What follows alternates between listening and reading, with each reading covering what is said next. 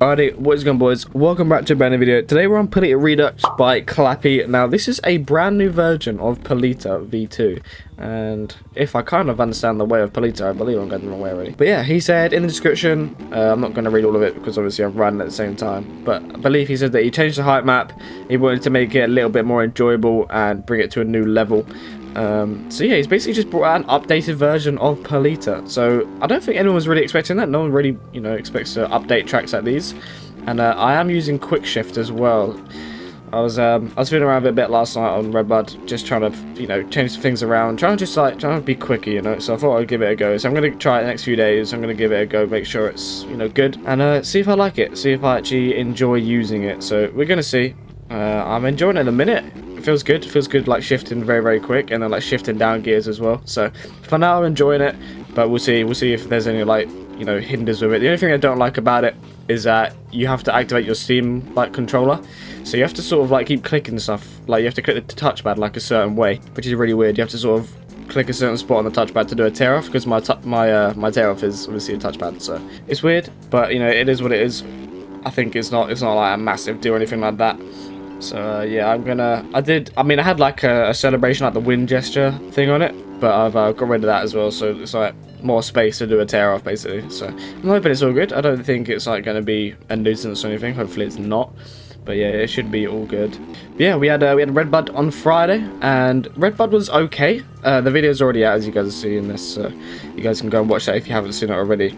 But it was a roller coaster of emotions. It was like I was riding good, I felt okay, but I had a bad start in the first race. I actually felt good in that race. I actually felt pretty quick. I was kind of confident for Moto 2. I was like, if I can get a good start, Moto 2, I should be all good. Like, I was feeling good in Moto 1, but I just got that terrible, terrible start where I got hit about 9 times. He went 4th to last in one corner. So yeah, it was really, really annoying, if I'm being completely honest, because I felt good. I felt like okay. I felt pretty quick. So I felt like I had decent pace, and yeah, I just didn't get to show it really. I ended up getting 10th in that race just because I had to come all the way from the back. And then in Moto 2, again, decent start. I had a good jump. I was like, yeah, okay, I'm chilling. Got a good start. I was running 3rd for a little bit. Got up to 2nd, I think, for like, I don't know, half a lap or so. Then I don't know, got to about 4th, made a few mistakes, shot down a little bit, and then I just kept making mistake after mistake with the E road. And you have like a 45-minute break, and then the E road is really, really high. So it's like you go into a full another 35-minute race and you've like cooled down, so you're not warmed up again, so it takes like a lap or two to get comfortable again. So I feel like whenever I'm in like 3rd at the start, I have to get comfortable again, because I'm really, really slow like once I'm getting going. So it takes me a minute to sort of get comfortable to start pushing again.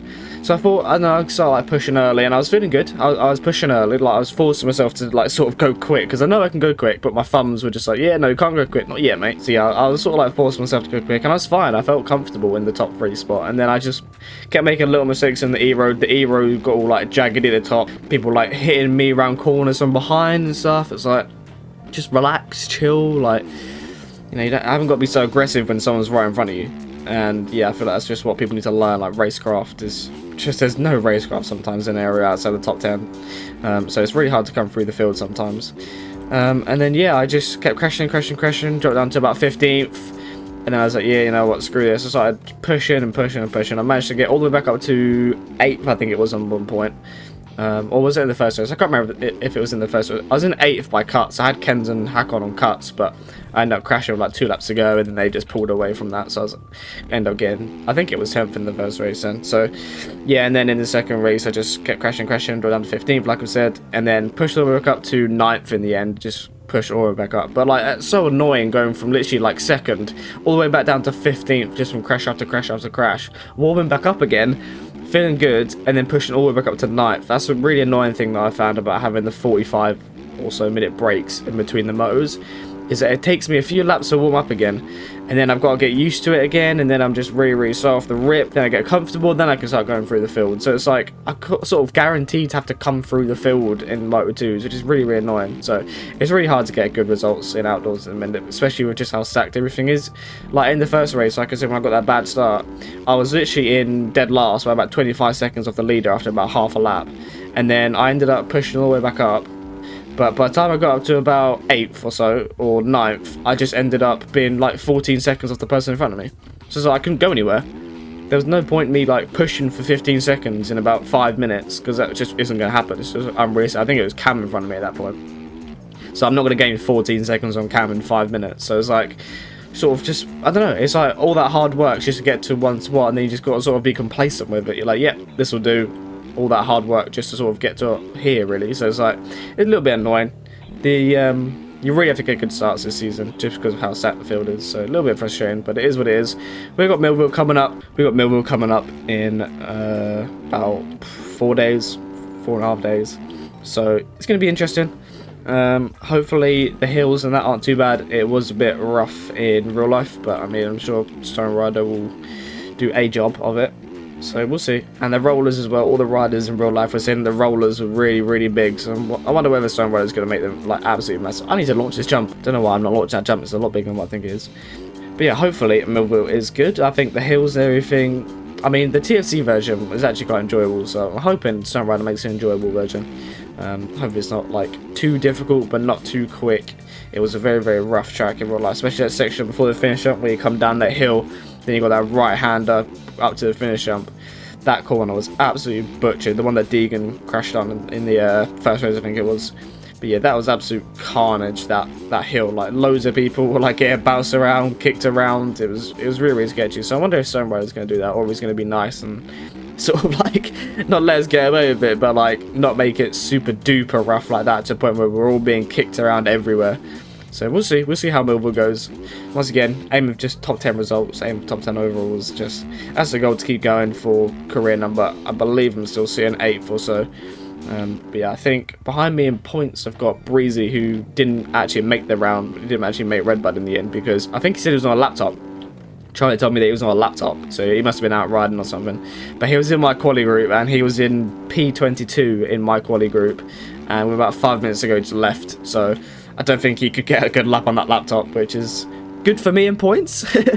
I feel bad for him, but it's good for me in points. I managed to pass him. He was like, I'm not actually sure where he was. He must have been like 20 up on me or something, but I'm 12 points up on Breezy now, so a little bit of leeway. And then behind him is Rum, who's 53 points back.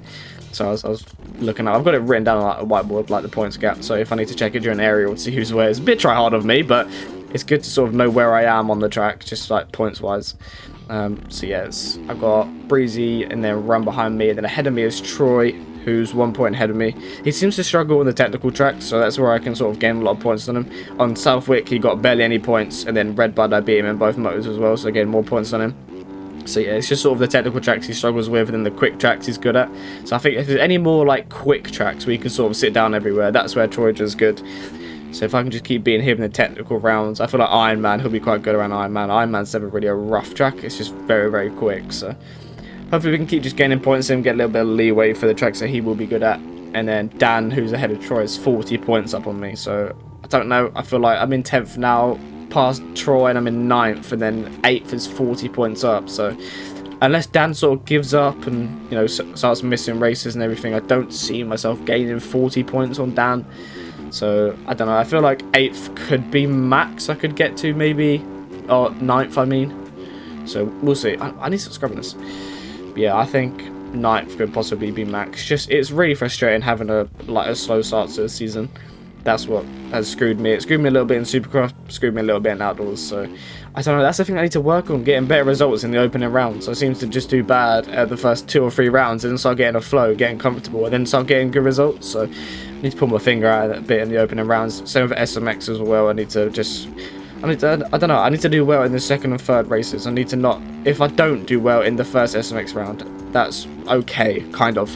But I need to really lock in for the second and third, where it's double and triple points. That can be a really, really good like points night. So SMX for you though, it's really, really annoying. It's like the season isn't over until you've done SMX. Normally you get to the final few rounds of Outdoors. You're like, okay, I've got a comfortable gap. I should be fine to bring on home to the end of the season. But no, you've got double points and triple points in SMX, and that's when you can really lose or gain points. So really, really hoping I can just finish off Outdoors strong, just be top 10 in Supercross and Outdoor points, and then hopefully do well in SMX, getting some points from some people, and yeah, that is when hopefully I can get a career number. That would be it for the season then, and yeah, I can choose my career number.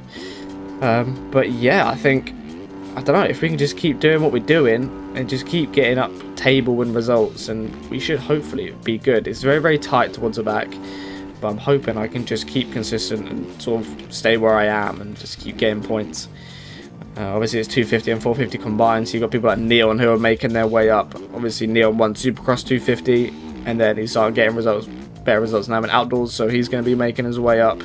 So yeah, it's hard to keep track of, you know, who's gaining what, but I think I should still be good. And I think Dorian is behind me, or I think it's Dorian behind me, who's not really doing a lot of outdoor rounds, so I'm just gaining a lot of points on him, which is good. So if he does come back for SMX, then I should be way ahead of him, to the point where even if he does beat me, then I should be all good on career points. But yeah, that's the goal. We all know it. I mention it a lot in all the videos, but that is a main goal at the end of the year, is to get a career number. Then I don't have to take it not as serious, but it isn't like this now where I've got to keep checking through points at the end of each race. I've got to sort of like see who's wearing SMX points and worry about SMX points, and like, it's like next year, if I do, like, hopefully touch wood, get a career number, then I can sort of not take it, I don't know, I don't want to use the word not as serious, but I don't have to stress too much about where I am in championship. It's more fun. So that's the goal anyway. And then apparently for Washougal, we're going to be doing 2 strokes only. Now that hasn't actually been confirmed yet, but they have been doing a vote, and the vote at the minute is 2 strokes only, which I'm not the biggest fan of doing a 2-stroke only class, which is to me really pointless. Why not just keep it like it's always been, and like choose what you want to do? Like if you want to ride a 2-stroke, ride a 2-stroke. If you want to ride a 450, ride a 450.